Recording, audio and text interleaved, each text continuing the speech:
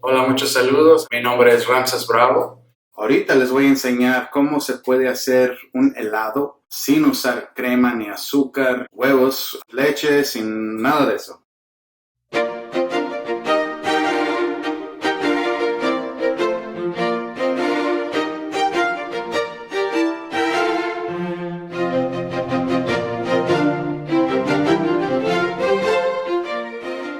Lo que tengo aquí es un par de camotes blancos. Lo que voy a hacer es cortarle las puntas.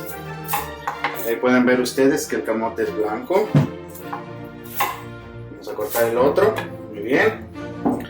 Y ahora los voy a poner en una charola aquí con este papel para que no se peguen y para que la mielecita que echen los camotes se quede aquí en el papel y no se hace mucho tiradero.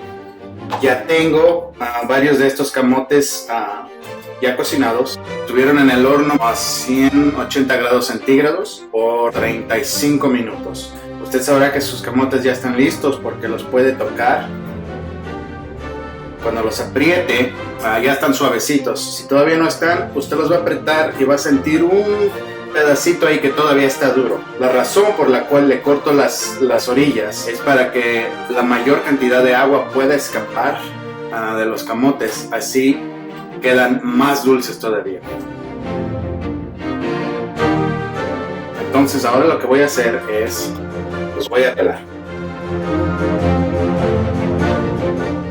Ustedes ven cómo estos camotes se ven bien dulcecitos, toda la mielecita ahí se les puede ver. Ya que están pelados, lo parto a la mitad y para dentro de la licuadora. Le voy a añadir extracto de vainilla, 2 dátiles. El primer dátil ya estaba pelado. Este lo voy a pelar tomando un cuchillo chiquito y simplemente, cuidadosamente, voy a agarrar las esquinitas, voy a pelar hacia atrás. La razón por la cual hago esto es que la cáscara de los dátiles da mucho color y como este helado va a ser de vainilla, entonces me gusta pelarlas para que no quede tan oscuro el helado.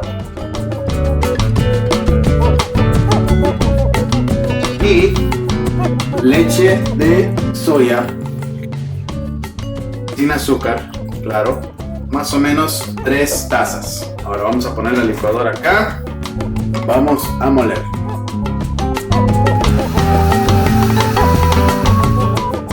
El líquido tiene que quedar bien espesito, bastante espeso.